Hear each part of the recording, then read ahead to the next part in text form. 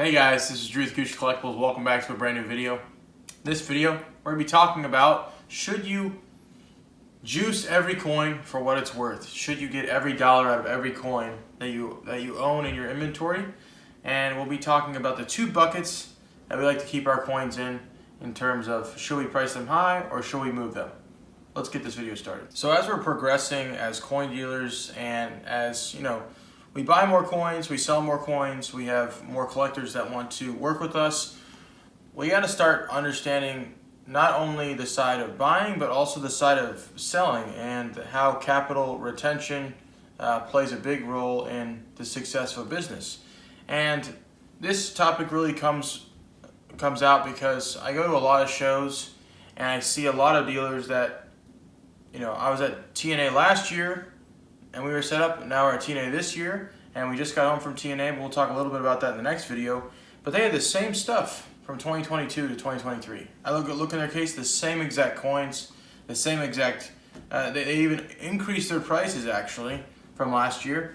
And then when you boiled all the coins down, it was just a bunch of stuff that I know and everybody else knows is just something that is not premium quality, something you shouldn't be juicing for all of its worth. Some stuff you have to put in a pile of high quality, things you don't see every day, things that collectors will pay a premium for, and then there has to be a bucket where you say, hey, I gotta let this stuff go. This money being held up for a year, this money being held up for a few years on stuff that really isn't going to demand any more premium than it ever is a year from now or 5 years from now. That's just something that we think is starting to be a very important topic for us, especially in our business, because we want to not only have great coins for you, but we also want to move coins as well. And you can't do that when you're holding on to every coin and wanting to take every dollar out of it that you can. And so we're going to talk a little bit about some stuff and some coins that we just got rid of. We just sold for a little bit of a profit, and that's something that most dealers have to understand when they're in this space. Some stuff you make a lot of money on, some stuff it's a lot of grunt work. It's a lot of stuff that we don't want to do. When they talk about proof sets or modern stuff or, just things that people have bought over the years and then you have to kind of take in as a coin dealer, that's just all stuff that you have to figure out how to sell and get rid of it when you can. But let's talk about a few Washington quarters that we picked up and how we move them.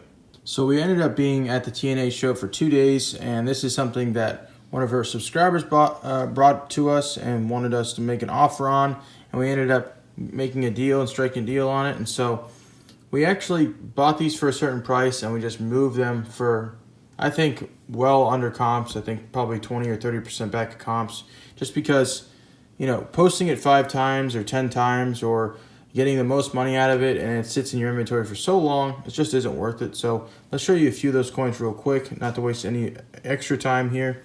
They're all really nice looking coins, but a lot of them are just common. You run into them very often at shows, and we just didn't want to hang on to them. All really PQ pieces. The collector chose really nice coins to show you guys, and so definitely a lot of Washington quarters here. I think he was working on a set before he liquidated them and wanted to move towards kind of higher value coins. 41 Philly and 65 red. Stuff like that. Nice little Walker here in an OGH holder, 62. So, like I said, stuff that you might run into every single day when you're either working as a coin dealer or you're going to a coin show on the weekend. And so, definitely happy that we priced these right, and now we're going to be packing most of these coins up and shipping them out to collectors this week because we want them gone and we want collectors to enjoy them. So now that we talked about the more modern stuff, the stuff that you kind of see every day, things that are common, let's talk about some cool coins, some uncommon coins, why we picked them up, why you might like them, and we hope you enjoy these new purchases that we are posting on our website, AkushiCollectibles.com. Make sure to check it out, but let's show you these coins. So here's a mix of coins that we've picked up before the TNA show and that we wanted to offer to you guys exclusively. We didn't take out any of these coins to show anybody that was at the show. We wanted to make sure they were on the website for you guys, so make sure to check them out. Let's start off at the top left here. This is 1856 $3 gold piece. It's graded AU58 and it was CAC approved.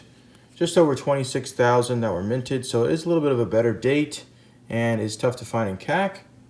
Second coin I want to show you is a nice key date 1928 Philly Peace Dollar, almost blast white. It's in a PCGS holder.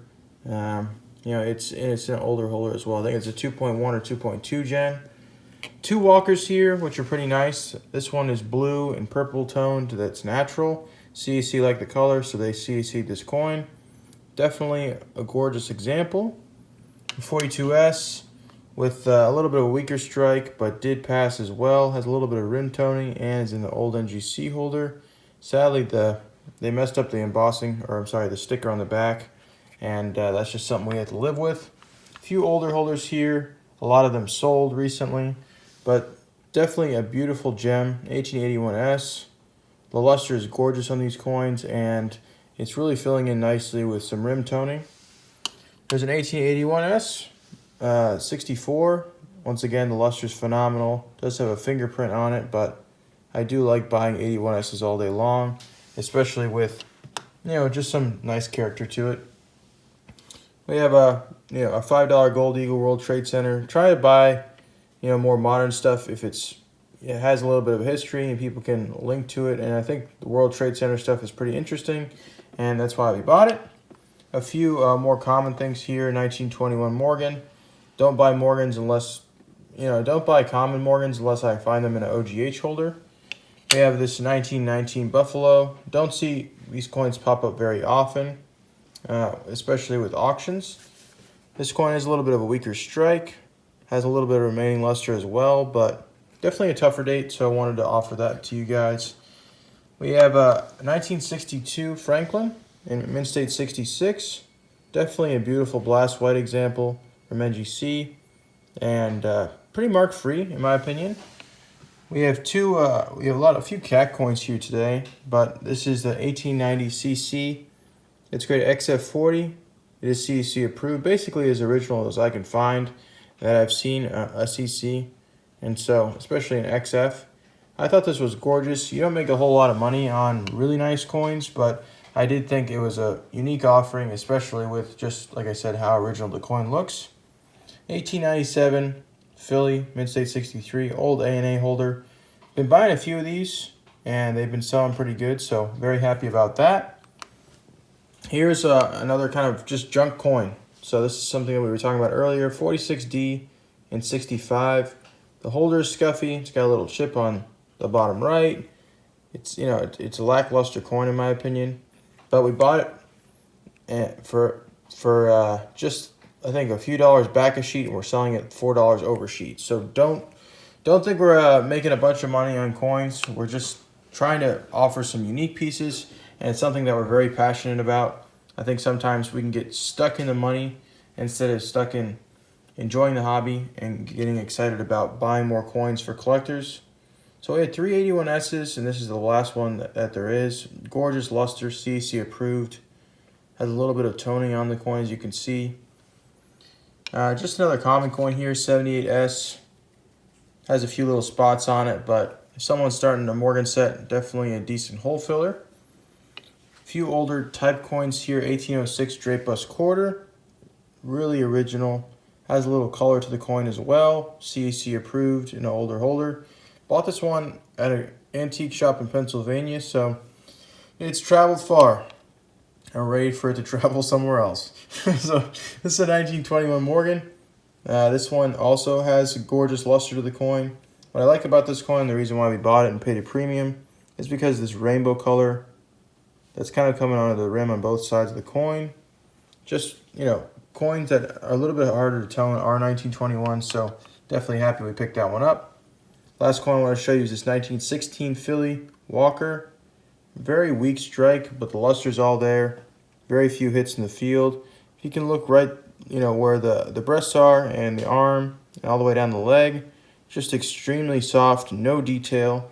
CAC did love the coin, which is actually pretty hard to find. Not a lot of CAC examples out there, especially over the past few years. And yeah, just a very gorgeous piece. Happy we can buy a better date Walker. Thank you guys for watching this part of the video. Thank you guys for watching today's video. If you guys did enjoy it, make sure to leave a like. Tell me your thoughts about the topic that we had today, should you put coins in certain buckets so you can, retain some capital and make sure that you can move that capital along to the next deal or the next, next opportunity that you might have.